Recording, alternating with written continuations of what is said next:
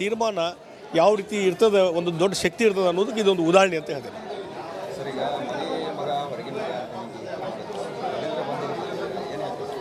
ನೋಡಿ, ಅದ್ರ ಬಗ್ಗೆ ನೀವರ ಮಾತಾಡ್ರಿ, ನಾನು ಮಾತಾಡಿದೆ. ನೋಡಿ, ನಾನು ಹೇಳ್ತೀನಿ, ಅದ್ರ ಬಗ್ಗೆ ಚರ್ಚೆ ಮಾಡುವಂಥ ಅವಶ್ಯಕತೆ ಇಲ್ಲ. ರಿಸಲ್ಟ್ ಬಂದ್ಬಿಟ್ಟದ. ಈಗ ರಿಸಲ್ಟ್ ಬಂದದ. ಹೊರಗಿನ ಮಗನೋ ಒಳಗಿನ ಮಗನೋ, ಈಗ ಬೆಳಗಾವಿ ಜನ ನನ್ನ ಒಪ್ಕೊಂಡಿದ್ದಾರೆ. ಜಗದೀಶ್ ಶೆಟ್ಟರ್ ಜನಪ್ರತಿನಿಧಿ ಅಂತಾಗಿ ಇವತ್ತು ಜನ ಆಶೀರ್ವಾದ ಮಾಡಿದ್ದಾರೆ. ಅದು ಮುಗಿದು ಹೋದಂಥ ಅಧ್ಯಾಯವೆಲ್ಲ. ನೋಡಿ, ಹಣ ಇಲ್ಲ, ಇಂಥ ಅವಕಾಶನ ಜನ ಕಾಯ್ತಾ ಇದ್ರು. ಇದು ಮುಂದಿನ ಒಳ್ಳೆ ಬೆಳವಣಿಗೆ ಅಂತ ನಾನು ಹೇಳ್ತೀನಿ. ಮೇಡಮ್, ಶ್ರೇಯಸ್ ಪಟೇಲ್ ಗೆದ್ದಿರುವಂಥದ್ದು ತಾಯಿಯಾಗಿ ನಿಮಗೇನು ಅನಿಸ್ತಾ ಇದೆ? ನಾನು ಇಷ್ಟು ವರ್ಷ ನಾವು ಪಟ್ಟಿದ್ದು ಇದಕ್ಕೋಸ್ಕರನೇ ನನಗೆ ಇವತ್ತು ಒಳ್ಳೆ ಬಹುಮಾನ ಸಿಕ್ಕಿದೆ ಅಂತ ನಾನು ತಿಳ್ಕೊತೀನಿ. ಮೇಡಮ್, ಪ್ರಬಲವಾದ ಪೈಪೋಟಿ ಇತ್ತು. ದೇವೇಗೌಡರ ಮೊಮ್ಮಗ ನಿಂತಿದ್ದು. ಆದ್ರೆ ಇವತ್ತು ಎಲ್ಲವೂ ಕೂಡ ಛಿದ್ರ. ಈ ರೀತಿ ಸಂದರ್ಭದಲ್ಲಿ ಸಾಕಷ್ಟು ಜನ ಬೆಂಬಲ ನಿಮಗೆ ಸಪೋರ್ಟ್ ಮಾಡ್ತಾರೆ. ಏನ್ ಹೇಳ್ತೀರಾ? ಇಲ್ಲ, ನನ್ನೆಲ್ಲ ಜನ ಮತ ಬಾಂಧವರಿಗೂ ನಾನು ಕೃತಜ್ಞತೆ. ನೀನು ಕೊನೆಯವರೆಗೂ ನಾನು ಅವ್ರ ಜೊತೆ ಇರ್ತೀನಿ. ಯಾವ ಕಷ್ಟ ಸುಖ ಇಲ್ಲಿವರೆಗೆ ಹೇಗಿದ್ದೆ ಅದೇ ತರ ನಾನು ನಡ್ಕೋತೀವಿ. ನಮ್ಮ ಪೂರ್ತಿ ನಮ್ಮ ಎಲ್ಲ ಕಷ್ಟ ಸುಖನೂ ನಮ್ಗೆ ಇವ್ರಗಳ ಹತ್ರ ಹೇಳ್ಕೊಂಡು ನಾನು ಯಾವಾಗ್ಲೂ ಇವ್ರ ಜೊತೆ ಇರ್ತೀನಿ ಅಂತ. ದಬ್ಬಾಳಿಕೆ ಎಲ್ಲ ಮುಗಿದೋಯ್ತು ಅಂತ ಹೇಳ್ತಿದ್ದಾರೆ. ದಬ್ಬಾಳಿಕೆಯನ್ನು ಮುಗೀತು.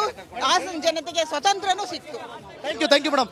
ಎಸ್, ಇವಿಷ್ಟು ಈಗ ಎರಡು ಅವಧಿಯಲ್ಲೂ ಕೂಡ, ಯು ಪಿ ಅವಧಿಯಲ್ಲೂ ಕೂಡ ಮನಮೋಹನ್ ಸಿಂಗ್ ಅವರಿಗೆ ಬಹಳ ದೊಡ್ಡ ಮಾರಕವಾಗಿ ಕಾಡಿದ್ದು DMK. ಅವ್ರ ದೊಡ್ಡ ಸಪೋರ್ಟರ್ ಕೂಡ. ಆಮೇಲೆ ಎಲ್ಲ ಹಗರಣಗಳ ಹೊತ್ತುಕೊಳ್ಬೇಕಾಗಿ ಬಂತು ಮನಮೋಹನ್ ಸಿಂಗ್ ಅವರಿಗೆ. ನಾನು ಯಾಕೆ ಈ ಪ್ರಶ್ನೆಯನ್ನು ಕೇಳ್ತಾ ಇದ್ದೀನಿ ಅಂತಂದರೆ, ನರೇಂದ್ರ ಮೋದಿ ಅಂತವರು ಯಾವತ್ತೂ ಕೂಡ ಮತ್ತೊಬ್ಬರ ಸಹಾಯದಿಂದ ಅವರು ಪ್ರಧಾನಿಯಾಗಿ ಅಥವಾ CM ಆಗಿ ಕೂತವರಲ್ಲ. ಈಗ ನಿಮಗೆ ಏನಿದ್ರು ಕೂಡ ನೀವು 240ಕ್ಕೆ ಬಂದರೆ ಉಳಿದ 30-35 ಯಾರಿಂದ ಮ್ಯಾನೇಜ್ ಮಾಡಿರ್ತೀರೋ ಅವರು ಒಂದು ರೀತಿಯಲ್ಲಿ ತಮ್ಮ ಕೆಲಸಗಳನ್ನು ಮಾಡಿಸಿಕೊಳ್ಳುವಲ್ಲಿ ಇದಾಗ್ತಾರೆ. ನೀವು 4 ಪಾಯಿಂಟ್ಗಳನ್ನು ಹೇಳಿದ್ರಿ. ಅದನ್ನೆಲ್ಲ ಯಾಕೆ ನರೇಂದ್ರ ಮೋದಿ ಅವರಿಗೆ ಭಾಳ ಈಸಿ ಆಯ್ತು ಅಂದರೆ, ಅವರೇ ಏಕಚಕ್ರಾಧಿಪತ್ಯ ಅನ್ನೋ ರೀತಿಯಲ್ಲಿ ಅವರು ಏನು ನಿರ್ಧಾರ ಕೈಗೊಳ್ತಾರೆ ಹಾಗೆ. ಈಗ ಈ ಮಿತ್ರ ಪಕ್ಷಗಳು ಅಷ್ಟು ಸುಲಭವಾಗಿ ನರೇಂದ್ರ ಮೋದಿಯವರನ್ನು ಆಡಳಿತ ಮಾಡೋಕ್ಕೆ ಬಿಡತ್ತಾ? ಯಾವ ರೀತಿ ಮನಮೋಹನ್ ಸಿಂಗ್ರು ಕಾಂಗ್ರೆಸ್ನ ಗತಿ ಬದಲಾಯಿಸಿದ್ರು, ಮೋದಿ ಕೂಡ ಕಾಂಗ್ರೆಸ್ನ ಗತಿ ಬದಲಾಯಿಸಿಬಿಟ್ರು. ಟೆಂಪಲ್ ಪಾಲಿಟಿಕ್ಸ್ ಬದಲು ಟಾಯ್ಲೆಟ್ ಪಾಲಿಟಿಕ್ಸ್ ಮಾಡಿದ್ರು ಮೋದಿ. ಅಲ್ಲಿ ಗುಜರಾತ್ನಲ್ಲಿ ವೈಬ್ರೆಂಟ್ ಗುಜರಾತ್ ಅಂತ ಒಮ್ಮೆ ಕೋಮು ಗಲಭೆ ನಡೆದ ಮೇಲೆ ಮೋದಿ ತಮ್ಮ ಇಡೀ ಸಮಗ್ರ ರಾಜಕೀಯ ಪಥವನ್ನು ಬದಲಾಯಿಸಿಬಿಟ್ರು. ಆ ಪಥ ಬದಲಿಸುವ ಶಕ್ತಿ ಇದೆ ಅಲ್ಲ, ಅದು ಗೆಲ್ಲಿ ಸೋಲಿ. ಗುಜರಾತ್ ಮಾಡಲ್ ಮುಗಿದೋಯ್ತು ಸರ್. ಗುಜರಾತ್ ಮಾಡಲ್ ಯಾಕಂದ್ರೆ ಆಕ್ಚುಲಿ ನಿಜ ಅಲ್ಲಿ ಏನು ಇಲ್ಲ ನೋಡಿ. ಸೂರಜ್ ಯಾವ ರೀತಿ ದೇವರಾಜ್ ಅರಸರು ಕರ್ನಾಟಕದ ಯಜಮಾನ್ಯ ರಾಜಕಾರಣ ಬೇಯಿಸಿದ್ರು, ಗುಜರಾತ್ನಲ್ಲಿ ಮೋದಿ ಮಾಡಿದ್ದು ಅದನ್ನೇ. ಅಲ್ಲಿದ್ದ ಪಟೇಲರು, ಬನಿಯಾಗಳು, ಕ್ಷತ್ರಿಗಳ ಜಾತಿ ಬಲ ನೋಡಿ. ಮೋದಿ ಇರ್ತಕ್ಕಂಥ ಕಾರ್ಪೊರೇಟ್ ಸೆಕ್ಟರ್ ನೀವೇನು ಕಾಂಗ್ರೆಸ್ ಮಾತಾಡ್ತಿದ್ದೀರಾ? ನೀವೇ ಜಾಗತೀಕರಣ. ಕಾರ್ಪೊರೇಟ್ ಅಂದ್ರೆ ಕಾರ್ಪೊರೇಟ್ ಅಂದ್ರೆ ಜನದ್ರೋಹಿಗಳ, ಸಮಾಜ ವಿರೋಧಿ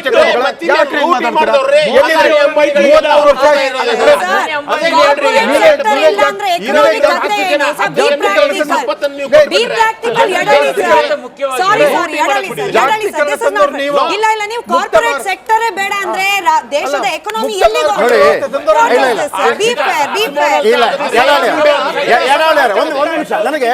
ಒಂದು ನಿಮಿಷ ಸರ್ ಬಂದೆ. ಇಲ್ಲ, ಈಗ ಯಡಾಳಿ ಅವರ ವಿಚಾರ ಒಂದು ಕೇಳ್ಬಿಡ್ತೀನಿ. ನನಗೆ ಯಾವತ್ತೂ ಕೂಡ ಈ ಸ್ವತ್ತುಗಳನ್ನು ನೀವು ಸಮಾನಾಂತರವಾಗಿ ಹಂಚಬೇಕು ಅನ್ನೋ ವಿಚಾರದಲ್ಲಿ ನನಗೆ ಯಾವತ್ತೂ ಕೂಡ ಈ ಅಂಬಾನಿ ಮಕ್ಕಳೇ ನೆನಪಿಗೆ ಬರ್ತಾರೆ. ಅವರಿಬ್ಬರಿಗೂ ಕೂಡ ಸ್ವತ್ತನ್ನು ಸಮಾನವಾಗಿ ಹಂಚಲಾಯಿತು. ಮುಖೇಶ್ ಅಂಬಾನಿಗೆ ಮತ್ತು ಅನಿಲ್ ಅಂಬಾನಿಗೆ. Mukesh Ambani richest person the world, Anil Ambani pauper. ಅದೆಂಗಾಗತ್ತೆ ಅಂದರೆ ನನಗೆ ಈಗಲೂ ನನಗೆ ಅಂದರೆ ಒಂದು ಕಮ್ಯುನಿಸ್ಟ್ ಸಿದ್ಧಾಂತ ಅದು ಒಂದು ಕಾಲದಲ್ಲಿ ಬಹಳ ಅದ್ಭುತವಾದಂಥ ಸಿದ್ಧಾಂತ, ಅದರಲ್ಲಿ ಎರಡು ಮಾತಿಲ್ಲ. ಈಗಲೂ ನೀವು ಅದನ್ನೇ ಮಾತಾಡ್ತೀರಿ ಅಂತಂದ್ರೆ ಆಮೇಲೆ ಅಭಿವೃದ್ಧಿ ಹೊಂದೋದಾದ್ರೆ ಹೇಗೆ? ನೀವು ಪ್ರತಿಯೊಂದನ್ನು ಕೂಡ ಅದಾನಿ ಅಂಬಾನಿ, ನಾನು ಕೇಳ್ತಿರೋದು ಅದಾನಿ ಅಂಬಾನಿ UPA ಸರ್ಕಾರದ ಅವಧಿಯಲ್ಲಿ ಇರ್ಲಿಲ್ವೋ ಸರ್? ಮೊನಾಪೊಲಿ ಟ್ರೇಡ್ ರೆಗ್ಯುಲೇಷನ್ ಆಕ್ಟ್ ಇದೆ ಸರ್. 450% ಅವರ ಸಂಪನ್ಮೂಲ ಜಾಸ್ತಿ ಆಗ್ತಾ ಹೋಗಿದೆ. ಕೋವಿಡ್ ಸಂದರ್ಭದಲ್ಲಿ ಎಲ್ಲರೂ ಲಾಸ್ ಅಲ್ಲಿ ಇದ್ದಾಗ, ತಾಪತ್ರದಲ್ಲಿ ಇದ್ದಾಗ ಅವ್ರದ್ದು 200% ಅವ್ರ ಲಾಭ ಜಾಸ್ತಿ ಆಗ್ತಾ ಹೋಗುತ್ತೆ. ಆಮೇಲೆ ಈಗ ಬಂದರುಗಳು ಜಗದೀಶ್ ಶೆಟ್ಟರ್, ಸಾರಿ ಜಗದೀಶ್ ಶೆಟ್ಟರ್ ಅವ್ರ ನೇರ ಸಂಪರ್ಕದಲ್ಲಿ ಒಂದೇ ನಿಮಿಷ. ಜಗದೀಶ್ ಶೆಟ್ಟರ್ ಸರ್ ನಮಸ್ಕಾರ, ಧ್ವನಿ ಕೇಳ್ತಾ ಇದೆಯಾ? ಇಲ್ಲ ಶೆಟ್ಟರ್ ಸರ್ ಧ್ವನಿ ತಲುಪ್ತಾ ಇದೆಯಾ? ಅವರ ನೇರವಾಗಿ ಇಂಟರ್ವ್ಯೂ ತಗೊಳ್ರಿ. ಜಗದೀಶ್ ಶೆಟ್ಟರ್ ಸರ್ ಕಿವಿಗೆ ಹಾಕಿ ಸರ್. ರೈಟ್, ಕೆಲವೇ ಕ್ಷಣಗಳಲ್ಲಿ ಅವರನ್ನ ಸಂಪರ್ಕಕ್ಕೆ ತೆಗೆದುಕೊಳ್ಳೋ ಪ್ರಯತ್ನ ಆಗತ್ತೆ. ಜಗದೀಶ್ ಶೆಟ್ಟರ್ ಬೆಳಗಾವಿಯಲ್ಲಿ ಗೆಲುವನ್ನ ಸಂಪಾದಿಸಿದ್ದಾರೆ. ಬಂದ ತಕ್ಷಣ ನಾನು ಹೇಳಿದ್ದು ಏನಂತಂದ್ರೆ 2000ನೇ ಇಸ್ವಿ ತನಕ ಯಾವಾಗ ಗ್ಲೋಬಲೈಸೇಷನ್ ಆಯಿತು ಅಲ್ಲಿ ತನಕ ಬಡತನವೇ ಇತ್ತು ನಮ್ಮಲ್ಲಿ.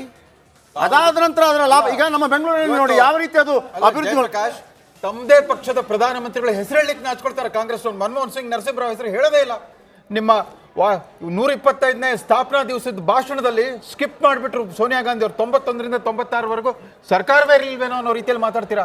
ಇವಾಗ ಮತ್ತೆ ನೀವು ಹಳೆ ಕಾಲದ ಗರಿಬೇಟೋ ಪಾಲಿಟಿಕ್ಸ್ ಮಾತಾಡೋಕೆ ಶುರು ಮಾಡ್ಬಿಟ್ಟಿದ್ರಿ. ಈಗ ನಾನು ಅವ್ರು ಮಾತಾಡ್ತಾ ಇಲ್ಲ ಸರ್ ನಿಮ್ಮ ಬಳಿ ರಿಸ್ಟ್ರಿಕ್ಟಿವ್ ಟ್ರೇಡ್ ಆಕ್ಟ್ ಅಂತಿದೆ, MRTA ಅಂತ. ಏನಕ್ಕಿದೆ ಅದು? ಬಂಧುಗಳಿಗೆ ಮತ್ತು ನಾಯಕರುಗಳಿಗೆ ನಾನು ಅಭಿನಂದನೆಗಳನ್ನು, ಕೃತಜ್ಞತೆಗಳನ್ನು ಸಲ್ಲಿಸಲಿಕ್ಕೆ ಬಯಸ್ತಾ ಇದ್ದೇನೆ. ಈ ಒಂದು ಚುನಾವಣೆಯ ಫಲಿತಾಂಶಗಳು ದೇಶದ ಪ್ರಧಾನಮಂತ್ರಿಗಳಾಗಿರ್ತಕ್ಕಂಥ ನರೇಂದ್ರ ಮೋದಿಯವರು ಕಳೆದ 2.5 ತಿಂಗಳಿಂದ ಬಹುಶಃ ಅತ್ಯಂತ ಶ್ರಮವಹಿಸಿ BJPಯ ಮತ್ತು NDA ಪಕ್ಷಗಳ ಅಭ್ಯರ್ಥಿಗಳ ಗೆಲುವಿಗೆ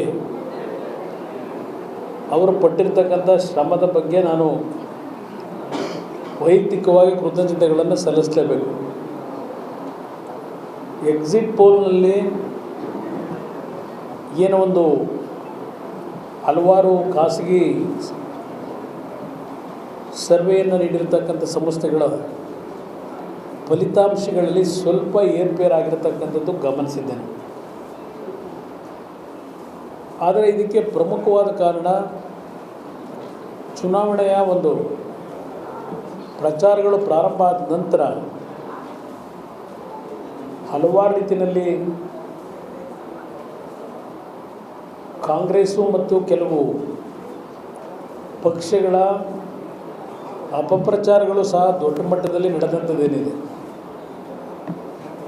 ಬಹುಶಃ ಈ ಒಂದು ಚುನಾವಣೆಯ ಒಂದು ಹಿನ್ನೆಲೆಯನ್ನು ನೋಡಿದಾಗ ಕೆಲವು ವಿದೇಶಿ ಶಕ್ತಿಗಳು ಸಹ ಸೇರಿದ್ದಾವೆ. ಈ ಚುನಾವಣೆಯ ಫಲಿತಾಂಶಗಳ ಏರುಪೇರಿಗೆ ಕಾಣದ ಕೈಗಳ ವಿದೇಶದಿಂದಲೂ ಸಹ ದೇಶದ ಒಂದು ಸುಸ್ಥಿರವಾದಂಥ ಸರ್ಕಾರವನ್ನು ತರ್ತಕ್ಕಂಥ ನಿಟ್ಟಿನಲ್ಲಿ ಹಲವಾರು ರೀತಿಯ ಕುತಂತ್ರಗಳು ನಡೆದಿದೆ ಅಂತಕ್ಕಂಥದ್ದು ಕೆಲವು ಮಾಧ್ಯಮಗಳಲ್ಲೂ ಸಹ ನಾನು ಗಮನಿಸಿದ್ದೇನೆ. ಅದರಲ್ಲಿ ಸ್ವಲ್ಪ ಮಟ್ಟಿನ ಯಶಸ್ಸು ಸಹ ಕಂಡಿದ್ದಾರೆ ಅನ್ನೋದು ನನ್ನ ಅಭಿಪ್ರಾಯ. ಪ್ರಾರಂಭಿಕ ಹಂತದಲ್ಲಿ NDAಯ ಸುಮಾರು 350-360 ಅಭ್ಯರ್ಥಿಗಳು ಚುನಾವಣೆಯಲ್ಲಿ ಗೆಲುವನ್ನು ಸಮೀಪಕ್ಕೆ ಹೋಗ್ತಾರೆ ಅಂತಕ್ಕಂಥದ್ದೇನಿತ್ತು. ಆ ಒಂದು ಗೆಲುವಿನಲ್ಲಿ ಸ್ವಲ್ಪ ಸಂಖ್ಯೆಯ ಕಡಿತ ಆಗಿರತಕ್ಕಂಥದ್ದೇನಿದೆ, ಇದೆಲ್ಲವೂ ಒಂದು ಸಿಸ್ಟಮ್ಯಾಟಿಕ್ ಆಗಿ ನಡೆದಿರ್ತಕ್ಕಂಥದ್ದೇ ಇದು ಅಂತಕ್ಕಂಥದ್ದು ನನ್ನ ಅಭಿಪ್ರಾಯ. ಆದರೆ ಈಗ ನಾನು ಯಾರನ್ನೂ ದೂರಲಿಕ್ಕೆ ಹೋಗೋದಿಲ್ಲ. ಇವತ್ತು ಇಷ್ಟೆಲ್ಲ ಅಪಪ್ರಚಾರಗಳ ನಡುವೆನೂ ನರೇಂದ್ರ ಮೋದಿಯವರ ನಾಯಕತ್ವದಲ್ಲಿ ದೇಶದಲ್ಲಿ ಪುನಃ BJPಯ ನೇತೃತ್ವದ ಸರ್ಕಾರ, NDA ಪಕ್ಷಗಳ ಹಲವಾರು ಪಕ್ಷಗಳ ಜೊತೆಗೂಡಿ NDA ಅಲಯನ್ಸ್ ಪಾರ್ಟ್ನರ್ಸ್ ಏನಿದ್ದಾರೆ ಜೊತೆಗೂಡಿ ಇವತ್ತು ಸ್ಪಷ್ಟ ಬಹುಮತವನ್ನೇನು ಪಡೆದಿದ್ದೇವೆ. ಅದಕ್ಕೆ ದೇಶದ ಮತದಾರನು ನಾನು ಅಭಿನಂದಿಸ್ತೀನಿ.